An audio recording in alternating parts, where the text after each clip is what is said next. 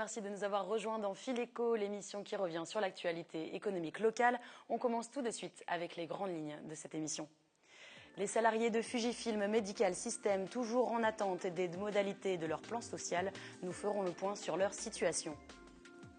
One Nation Paris profite de sa nouveauté pour attirer les consommateurs. Les chiffres de fréquentation dépassent les espérances des commerçants. Nous parlerons reprise d'entreprise, reprendre plutôt que de créer. Quel intérêt, quel défi à relever? Nous avons rencontré pour notre dossier de la semaine des repreneurs yvelinois. Et puis nous ferons le point sur la situation des commerçants du centre des Gâtines à Plaisir. Le mois dernier, 5 commerces avaient été incendiés. Nous recevons sur notre plateau Michel Louvry, bonsoir. Vous êtes artisan boucher, et Franck Pensot, bonsoir. Bonsoir. Propriétaire de certains des commerces touchés. On vous retrouve dans un instant après l'actualité économique de la semaine.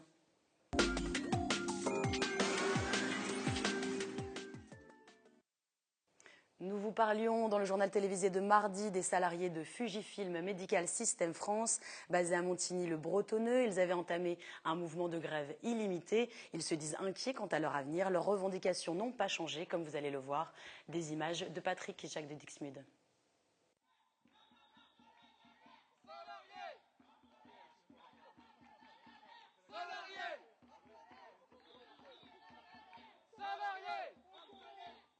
Ces salariés de Fujifilm Medical System France sont en colère.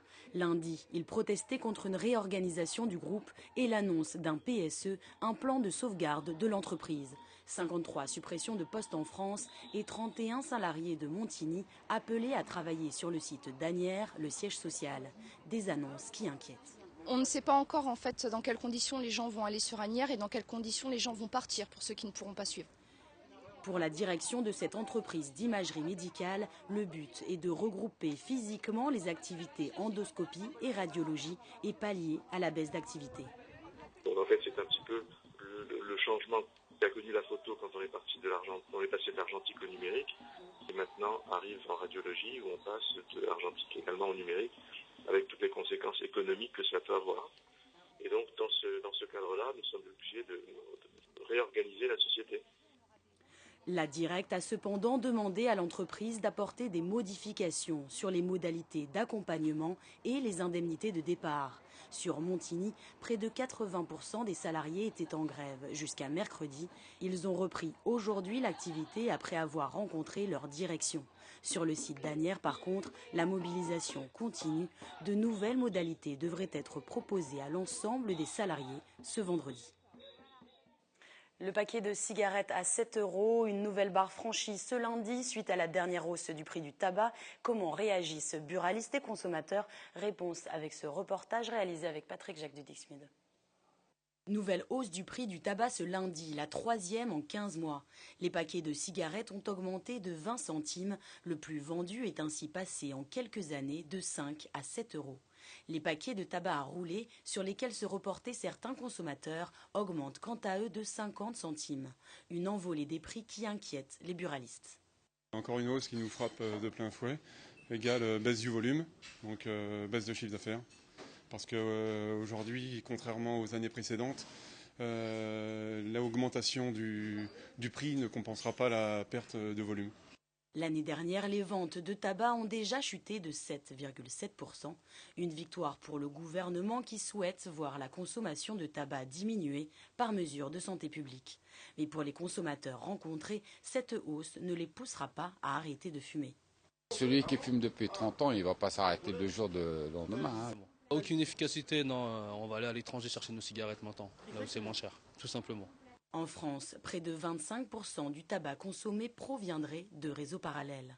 Pour le gouvernement, les taxes, soit 80% du prix d'achat du tabac, permettent de financer notamment l'assurance maladie des travailleurs salariés.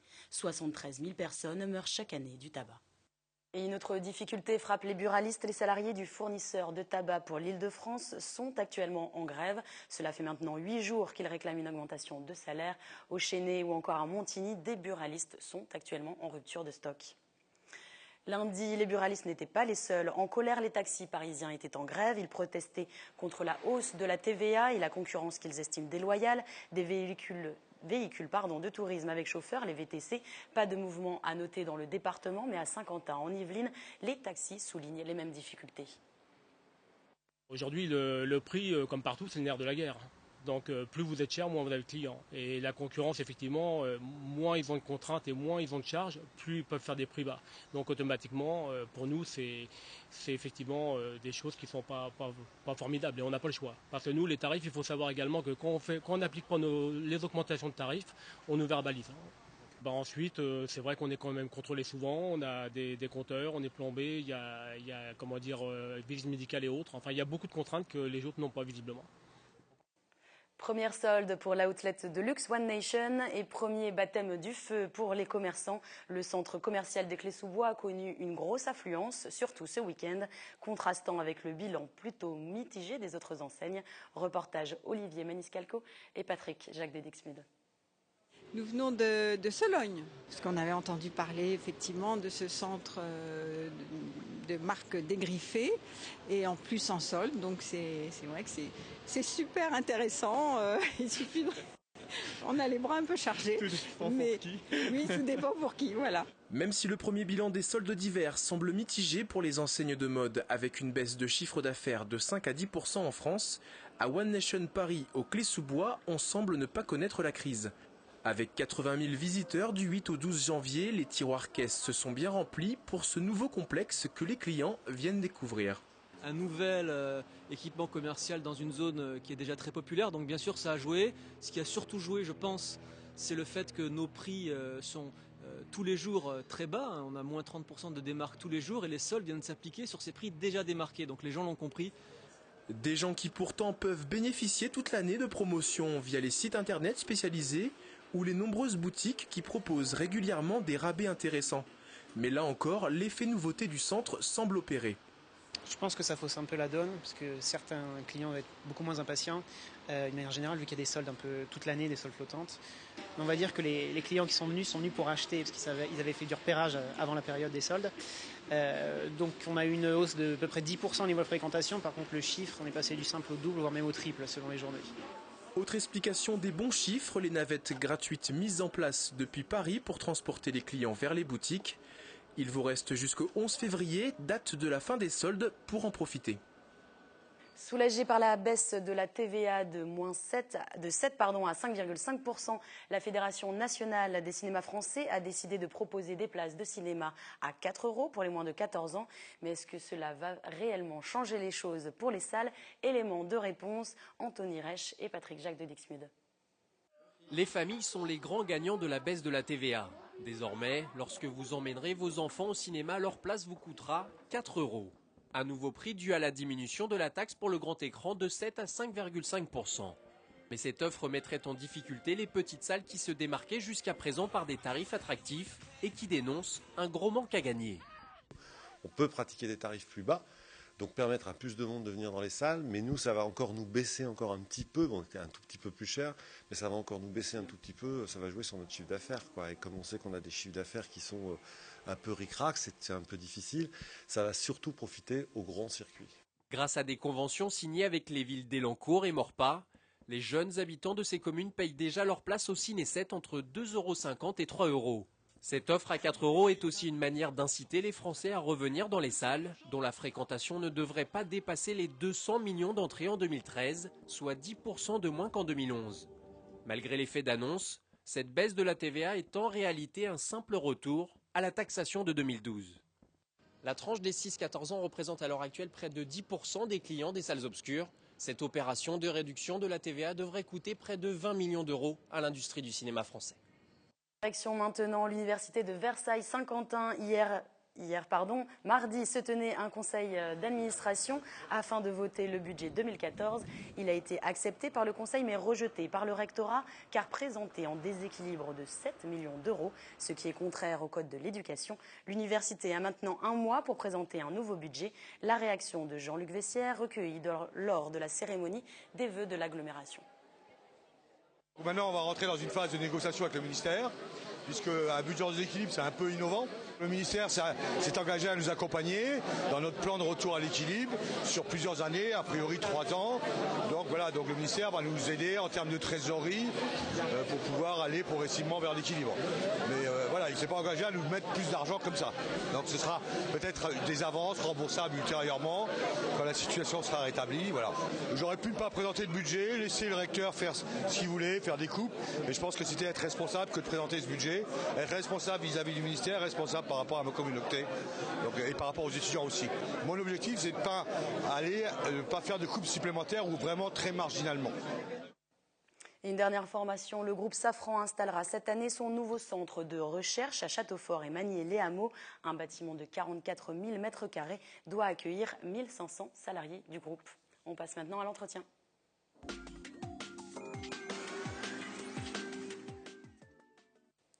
Le 8 décembre dernier, un incendie a ravagé le centre commercial des Gâtines à Plaisir. Au total, 5 commerces touchés qui ont dû fermer boutique.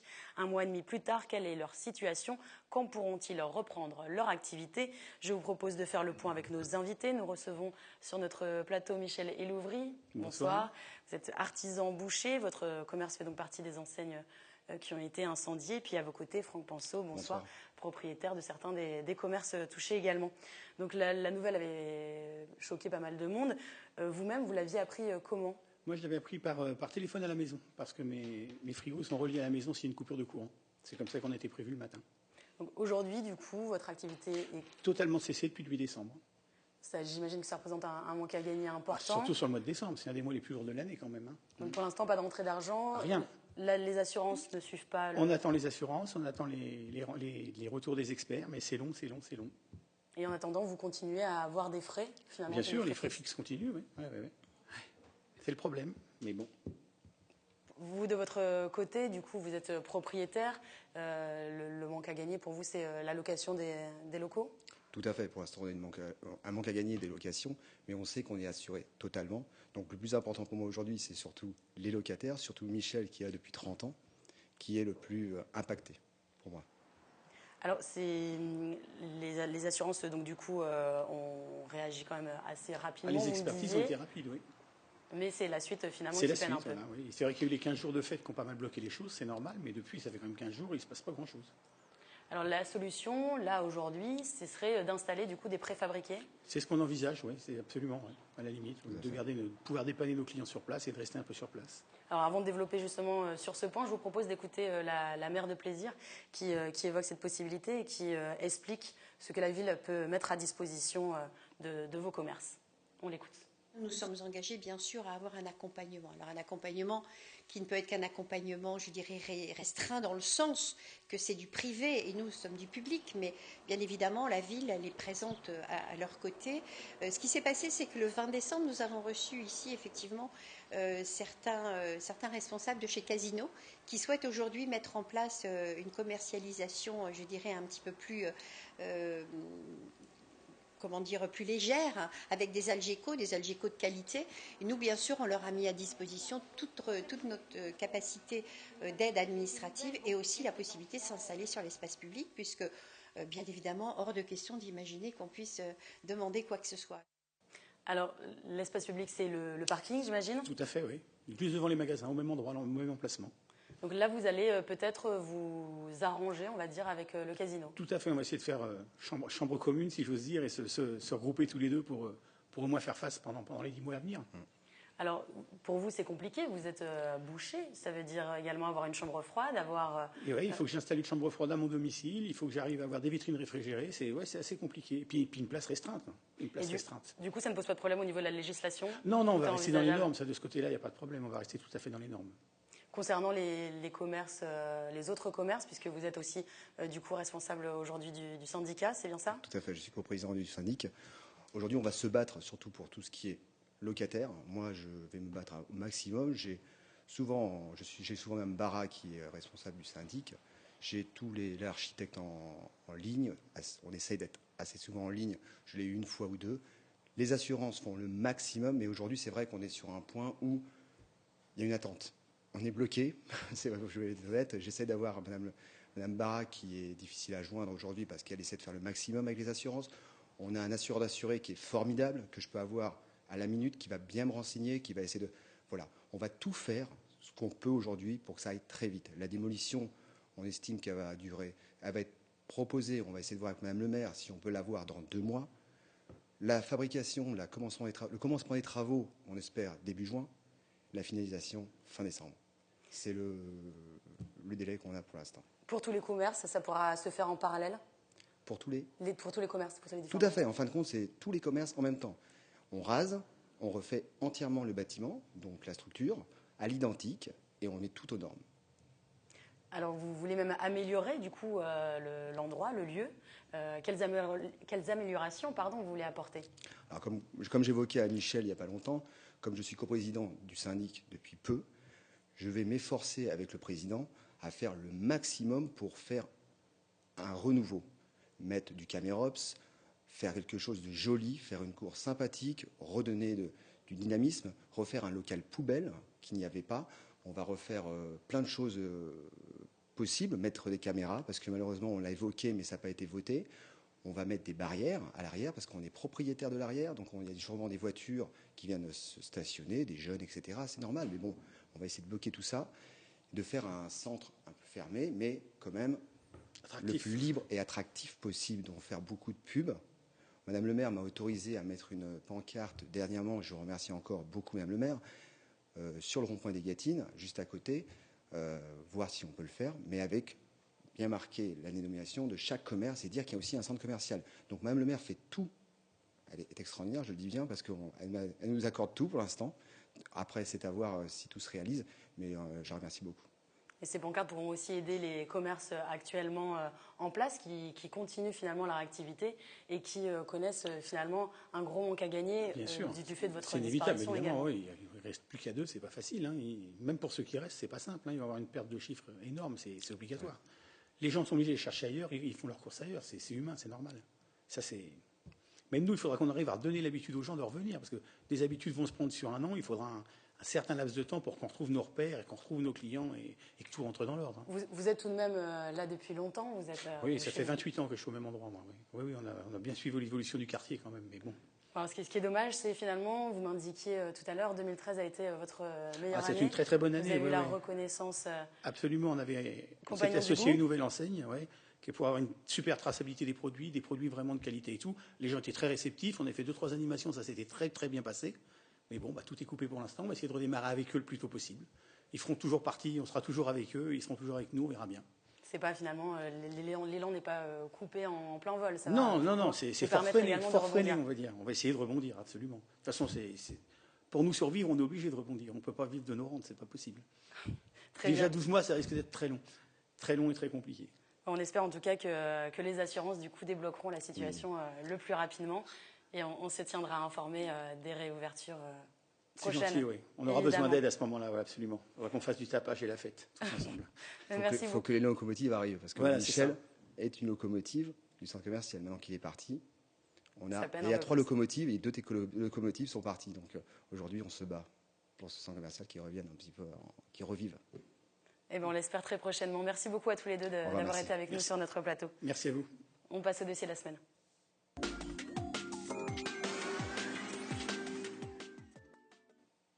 Les futurs chefs d'entreprise sont généralement confrontés à 2 choix, soit créer leur société de A à Z, soit reprendre une structure existante. Reprendre une entreprise, c'est partir d'un acquis, prendre moins de risques, mais c'est aussi l'occasion de développer une société, voire même de lui donner un nouveau souffle. Nous avons rencontré des Yvelinois qui ont fait ce choix de la reprise d'entreprise. Ils nous racontent leur expérience. Un reportage de Yolène Thorez et de la rédaction. À 25 ans, Guillaume vient tout juste de devenir son propre patron. Depuis le 1er novembre, avec sa femme Sabrina, il est le propriétaire de cette boucherie installée à Montigny-le-Bretonneux. Je vais à Rungis 3 fois par semaine pour acheter tout ce qui est la viande, tout ce qui est la volaille. Donc ça prend beaucoup de temps, de l'énergie. Ça je le savais, mais je ne pensais pas dépenser autant d'énergie en étant patron. Ce jeune Sartois est dans le métier depuis 10 ans. Il a commencé en apprentissage, passé ses diplômes, puis il est monté sur Paris pour peaufiner son expérience. Après 5 ans en tant que salarié dans une boucherie de Ville d'Avray, il a rapidement voulu avoir son propre commerce. J'aime pas être dirigé. J'aime pas avoir quelqu'un au-dessus de moi, donc c'est depuis longtemps que ça me trotte dans l'idée. Bon, faut avoir de l'argent de côté, il faut avoir beaucoup de conditions en fait pour reprendre une entreprise. Ça se fait pas du jour au lendemain. Pour s'aider, Guillaume fait appel à un marchand de fonds, un agent spécialisé dans la vente de fonds de commerce. Le couple avait déjà quelques critères bien précis en tête. Il faut regarder s'il y a du passage, il faut regarder comment est la boutique, si elle est propre ou pas propre, si elle est bien entretenue, s'il y a une rotation dans la viande, puis il faut regarder les bilans après. Dès la première visite, c'est le coup de cœur. La ville leur plaît, la place aussi. 2 mois après, ils emménagent et démarrent leur nouvelle activité. Avec eux, Kevin, un des salariés de l'ancienne équipe. Cela faisait 1 an que l'ex-gérant cherchait le bon client. Désormais à la retraite, c'est en toute confiance qu'il leur a cédé sa clientèle. Moi, ça me fait plaisir parce que c'est des jeunes. Donc, on a beaucoup de mal à trouver des jeunes. Là, donc, c'est des jeunes qui sont très motivés, apparemment très professionnels aussi. Ils ont bien travaillé tous les deux de leur côté et ils connaissent bien le métier. Bien connaître le métier, un point important pour obtenir des financements plus facilement. Première étape indispensable, c'est être issu du secteur d'activité. Les projets de reprise dont le repreneur n'est pas issu soit de formation, soit par expérience, sont plus difficiles à financer par les banques. Deuxième étape importante pour les banques, le repreneur doit pouvoir verser un apport d'environ 30% minimum en fonction du montant de la reprise. Un montant fixé par le cédant puis négocié avec le repreneur. Il est aussi possible de faire appel à un comité d'évaluation comme celui de la Chambre des métiers et de l'artisanat pour connaître la valeur du commerce. Leur méthode la plus courante est de fixer un barème brut en fonction de l'activité et du chiffre d'affaires annuel de la société. Guillaume a choisi de reprendre une entreprise et non pas d'en créer une, car la création lui paraît plus compliquée.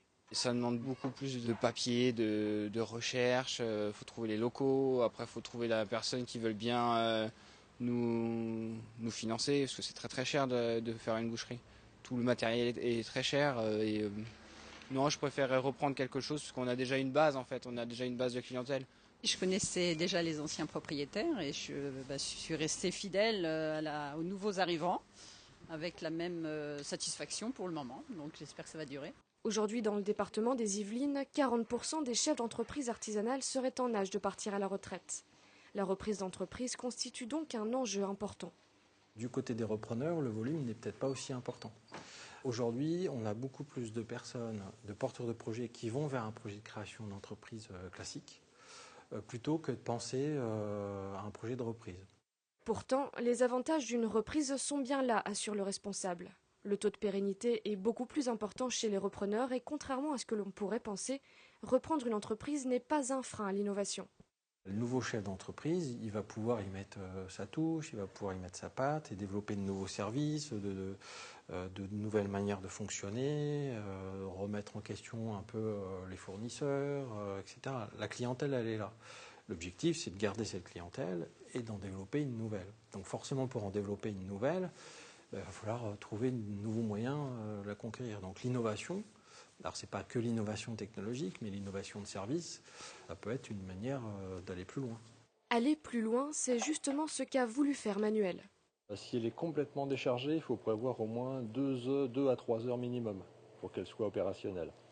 À 53 ans, il est aujourd'hui le co-gérant de cette société de réparation et de vente de véhicules à plaisir. Une société qu'il a d'abord connue en tant que salarié pendant 31 ans. Là, on a créé un atelier qui n'était pas existant non plus. Avant, les réparations s'effectuaient, on va dire, presque en plein air. Vous avez tout créé en fait? Voilà, on a tout recréé en 3 ans de temps. On a créé un atelier qui fait 48 mètres carrés, totalement équipé, qui n'existait pas précédemment. Lorsque l'ancien patron a pris sa retraite il y a 3 ans, la société dépérissait peu à peu. Manuel a alors racheté avec un associé toutes les parts sociales de l'entreprise. Il s'est fait aider par le Pôle emploi Service de plaisir pour constituer son dossier. En l'espace de 2 mois, tout est en place, mais avec le recul, cette période était loin d'être une partie de plaisir.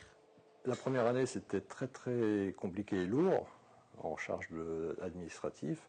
Et avec le recul, là, je m'aperçois que c'est de plus en plus facile. Et bon, une fois qu'on a intégré un petit peu toute la partie administrative, ça va beaucoup mieux, on va dire.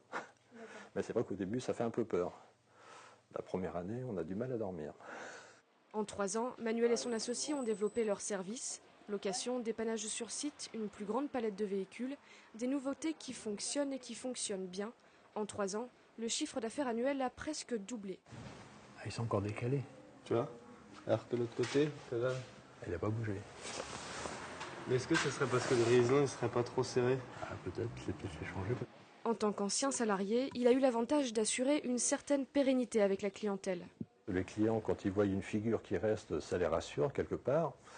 Et ça nous a permis, par le bouche à oreille, de regagner des clients qui étaient, on va dire, réfractaires à l'ancien gérant. Manuel et son associé ont recruté 2 personnes supplémentaires et ont même ouvert il y a un mois un autre magasin à Saint-Germain-en-Laye. S'il avoue que devenir patron impose beaucoup de contraintes, ce nouveau statut lui réussit et lui plaît parfaitement. Il y a une charge de temps additionnelle qui est très considérable.